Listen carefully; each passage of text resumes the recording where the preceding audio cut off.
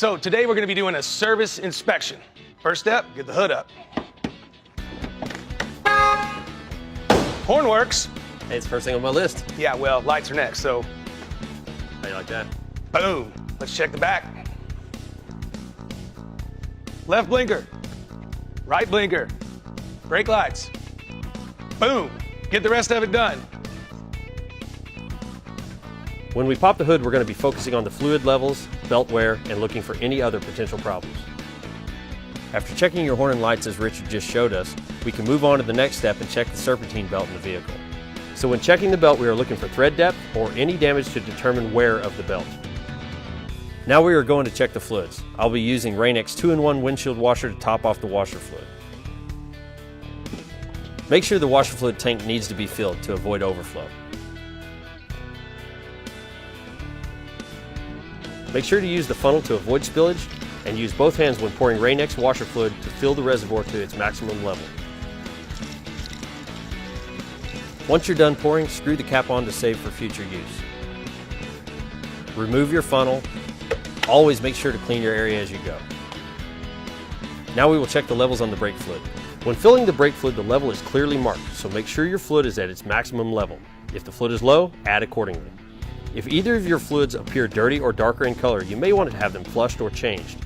In this particular case, the fluids are clean and only the coolant needs to be topped off. Your coolant tank also has markings that indicate maximum and minimum volume. As you can see, we're about halfway from our max volume, so we will need to go ahead and top it off.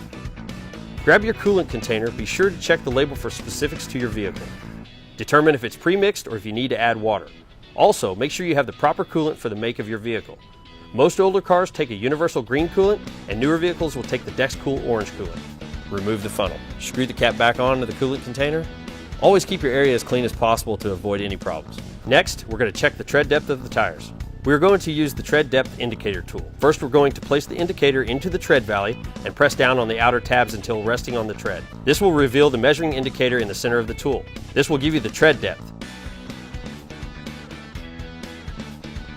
Place the probe into the center of the tire groove and push down on the gauge's base. Do not place the probe on the molded tread wear indicators or any other raised surface of the tread design. If your tread depth is 4/32 of an inch or below, it's time to change your tires.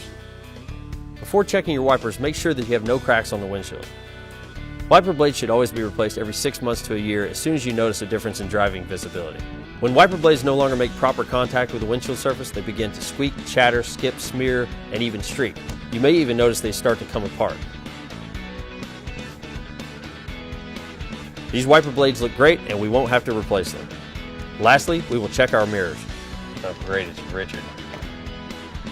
Looks good. How are we doing on the rest of it? I need a serpentine belt. Well, I can call Advanced Auto Parts. Yeah. Can you get me some plugs and an air filter? I got to do it all, don't I? Oh, trust me, you're not doing it all. From working this thing. Get some good use out of it yet. Glad we got that taken care of. Be sure to look out for our next installment.